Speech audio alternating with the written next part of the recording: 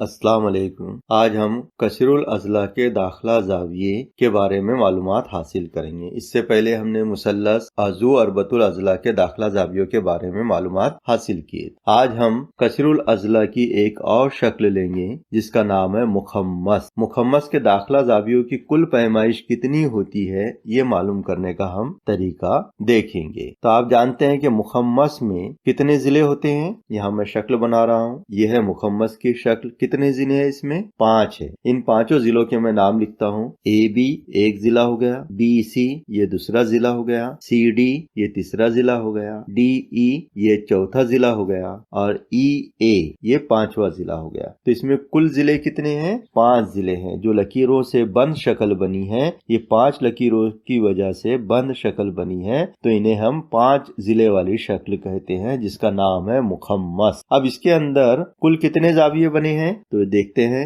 यहाँ पर जाविया A, जाविया B, जाविया C, जाविया D, जाविया E, कुल 5 जाविये बने हैं। इन 5 जावियों की कुल पैमाइश कितनी है ये हमें बगैर चांदे की मदद से गिने मालूम करना है। किस तरह मालूम करेंगे? तो इसके पहले वीडियो में मैंने आपको एक ज़ाब्ता बताया था। वो ज़ाब्ता है N जिलों वाले कसीरुल अज़ला के दाखिला जावियों की पैमाइश का मजमुआ बराबर, यानी N बराबर 180 दर्जे ज़रब N वज़ा 2। ये कौस में लिखेंगे हम। ये है ज़ाब्ता जिसकी वजह से हम कसीरुल अज़ला के दाखिला जावियों की कुल पैमाइश मालूम कर सकते हैं। अब इसमें N क्या है? तो N जो है ये जिलों की कुल तादाद है। तो हमारे मुखम्मस में कितने जिले हैं? 5 जिले हैं। तो N की जगह हम 5 लिखेंगे। तो इस तरह ज़ाब्ता लिखेंगे हम 180 दर्जे ज़रब N की जगह लिखेंगे 5 तफरीक 2, कौस बंद करेंगे। फिर 180 दर्जे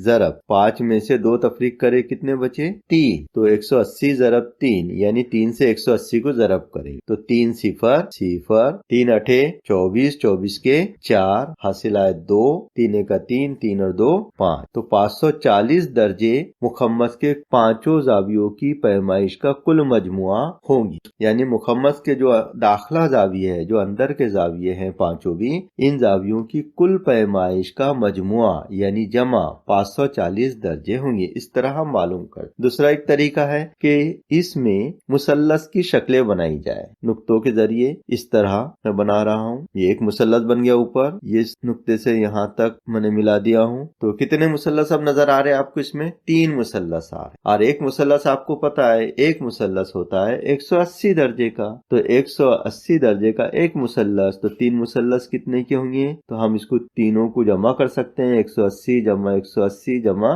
180, इस तरह ये हो जाते हैं 540 दर्जे। दूसरा तरीका जो ज़ाब्ते का है, ये ज़ाब्ते का तरीका बहुत अच्छा है। इसी तरीके से आपने मालूम करना चाहिए और इससे आप हर किस्म के कसीरुल अज़ला के अंदरूनी जावियों की कुल पैमाइश मालूम कर सकते। उम्मीद है कि आपको ये समझ में आ गया हो।